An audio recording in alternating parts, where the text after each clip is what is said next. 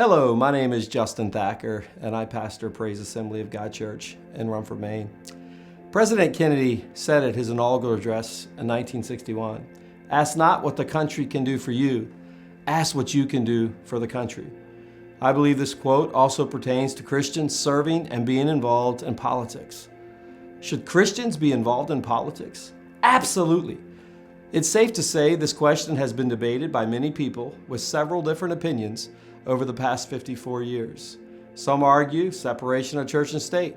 Others are concerned that environment and politics will hinder the spread of the gospel and all evangelical efforts within one's community. There are also some who long for America to have a theocracy, and therefore politics is in the forefront of every sermon, outreach, ministry that the church has to offer. But the question still remains: what does the Bible really say about God's children and their involvement in politics? The establishment of a biblical worldview is so important today. I recently learned that only 7% of evangelical Christians have a biblical worldview according to Barna, and only 37% of evangelical pastors have a biblical worldview. It is God who raises up leaders in the church and in government according to Romans 13. For me, I am honored to be a pastor for 22 years in Rumford, Maine, but also a select person in the town of Andover.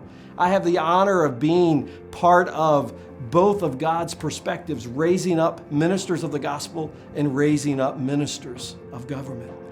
Church history is also important. As we study the Bible, as we look at the Old Testament and we look at the New Testament, we see individuals like Joseph, who was a dreamer, but he was raised up to be second in command of Egypt, only behind Pharaoh.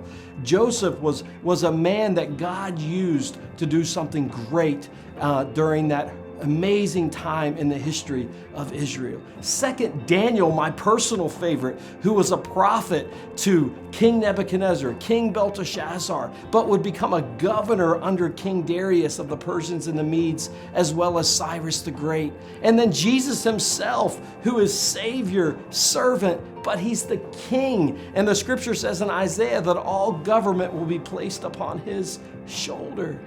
How about this? Examine the fruit. God's will is, when it is carried out, God uses men and women who will serve him faithfully, but also will serve him in the political arena for such a time as this, as Mordecai told Esther. God's will can be carried out in your life too. And then ultimately, righteousness will be exalted as God's will is going forth, and as we do our part carrying out the will of God, and righteousness exalted in the Capitol in Washington, D.C., the White House, as well as our state capitol in Augusta. And ultimately, God honors and blesses those who are faithful to him.